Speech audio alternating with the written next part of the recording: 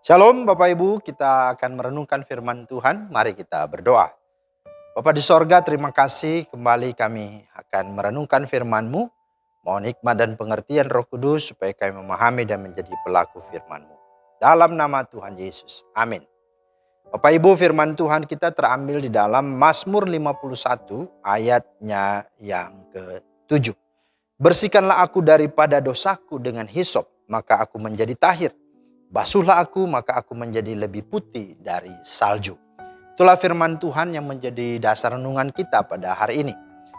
Nah, Bapak Ibu, tema kita adalah jangan main-main dengan dosa. Itulah tema kita. Nah, bacaan yang kita baca pada hari ini perikop tentang pengakuan dosa Daud. Ya, kita sudah tahu bersama, ini adalah sungguhnya ya pengakuan dosa karena ia telah jatuh dalam dosa setelah ia menghampiri Batsheba, istri Uria, dalam ayat 1 dan 2. Dan melalui kisah Daud, kita akan belajar 4 hal.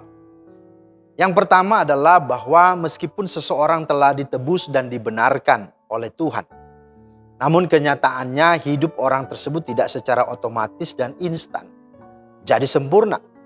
Bahkan kebal terhadap namanya dosa dan pengaruh dosa. 1 Petrus 5 ayat 8 berkata, sadarlah dan berjaga-jagalah, lawanmu si iblis berjalan keliling sama seperti singa yang mengaum-ngaum dan mencari orang yang dapat ditelannya. Nah, itu yang harus disadari, bahwa kita tidak bisa ya bersantai-santai, berleha-leha ya, dan bermain-main dengan hidup ini. Karena pasti ada yang akan menggoda dan menjatuhkan kita. Nah, kenyataan itulah yang terlihat dalam kehidupan Raja Daud. Bahkan juga dalam kehidupan semua orang sampai sekarang ini. Daud adalah pribadi yang cukup dekat dengan Tuhan. Memiliki hubungan yang erat dengan Tuhan. Tetapi faktanya adalah ia telah jatuh dalam dosa karena mengikuti keinginannya. 2 Samuel pasal 11. Karena itu pesannya bagi kita adalah siapapun termasuk mereka yang rohaniawan dan juga pelayan Tuhan hendaknya memahami dan menyadari akan bahaya hal ini. Itu saudara. Yang kedua adalah pelajaran yang kita bisa lihat dari kisah Daud ini, bahwa seorang yang sudah dipilih dan dibenarkan dan ditebus Tuhan, ketika dia berdosa, dia tidak akan dibuang, tidak akan dibiarkan, apalagi ditinggalkan oleh Tuhan. Itu sebabnya Ibrani 13 ayat 5 meneguhkan itu dan berkata bahwa Allah berfirman, aku sekali-kali tidak akan membiarkan engkau, dan aku sekali-kali tidak akan meninggalkan engkau. Dan ini lagi diteguhkan dalam Mazmur 103 ayat 8 sampai 14. Bahwa Tuhan adalah penyayang dan pengasih, panjang sabar dan berlimpah kasih setia. Tidak selalu ia menuntut dan tidak untuk selama-lamanya ia mendendam. Tidak dilakukannya kepada kita setimpal dengan dosa kita dan tidak dibalasnya kepada kita setimpal dengan kesalahan kita. Tetapi setinggi langit di atas bumi, demikian besarnya kasih setianya atas orang-orang yang takut akan Dia. Sejauh timur dari barat, demikian dijauhkannya daripada kita pelanggaran kita. Seperti Bapa sayang kepada anak-anaknya, demikian Tuhan sayang kepada orang-orang yang takut akan Dia. Sebab Dia sendiri tahu apa kita. Dia ingat bahwa kita ini debu. Itulah saudara. Jadi itu yang harus disadari. Meskipun kita jatuh dalam dosa, jangan kita lari dari Tuhan. Jangan kita mundur dalam persekutuan.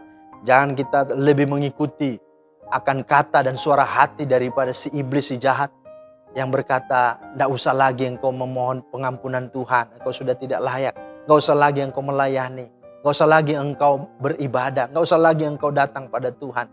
Saudara, itu semua adalah hasutan-hasutan daripada si jahat yang mau membinasakan kita, menjatuhkan kita. Karena itu ingat pesan Tuhan tadi, bahwa Tuhan tidak pernah sekali-kali meninggalkan kita.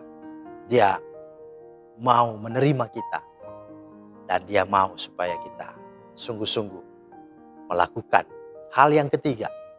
Itulah pelajaran yang kita lihat dari firman Tuhan ini, bahwa orang yang menyadari dan mengakui dosanya di hadapan Tuhan akan diampuni Tuhan. Bahkan disukai dan disayangi Tuhan. Itulah yang dikatakan oleh Alkitab di dalam 1 Yohanes 1 ayat 9. Jika kita mengaku dosa kita, maka Ia adalah setia dan adil, sehingga Ia akan mengampuni segala dosa kita dan menyucikan kita dari segala kejahatan. Ditegaskan lagi dalam Amsal 28 ayat 13. Siapa menyembunyikan pelanggarannya tidak akan beruntung, tetapi siapa mengakuinya dan meninggalkannya akan disayangi. Itu jelas.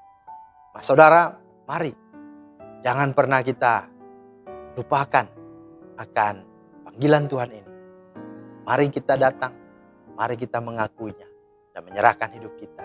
Dan ingat, jangan melakukannya lagi, tapi tinggalkanlah itu. Dan yang keempat, terakhir, pesan dan juga pelajarannya adalah bahwa seorang anak Tuhan yang telah berbuat dosa kepada Tuhan dan sesamanya akan tetap menerima konsekuensi dosanya dari Tuhan. Itu tidak bisa dia hindari. Nahum pasal 1 ayat 3a berkata, Tuhan itu panjang sabar dan besar kuasa, tetapi Ia tidak sekali-kali membebaskan dari hukuman orang yang bersalah. Dan memang benar, kita perhatikan konsekuensi yang harus Daud tanggung adalah yang pertama, anak hasil perbuatan gelapnya dengan Batseba itu akhirnya mati. Karena memang Tuhan sudah katakan dia harus mati. Yang kedua, hukumannya adalah apa? Istri-istri Daud akan ditiduri oleh orang lain. Wow, ngeri ya. Yang ketiga, bahwa pedang tidak akan beranjak dari keturunannya sampai selamanya. 2 Samuel 12 ayat 9 sampai 11. Karena itu, sebagaimana pepatah tua mengatakan, bermain api hangus, bermain air basah. Maka mari jangan pernah main-main dengan dosa. Kiranya Tuhan memeteraikan firman dan memberkati kita semua. Amin. Terima kasih Tuhan untuk firman-Mu. Tolong kami Tuhan supaya kami jangan pernah main-main dengan dosa. Dan kami sungguh-sungguh hidup, berjaga-jaga waspada, dan tetap melekat hanya pada-Mu Tuhan. Demi nama Yesus kami berdoa. Amin. Demikianlah firman Tuhan hari ini. Kiranya menjadi berkat, selamat beraktivitas, Tuhan Yesus memberkati. Shalom.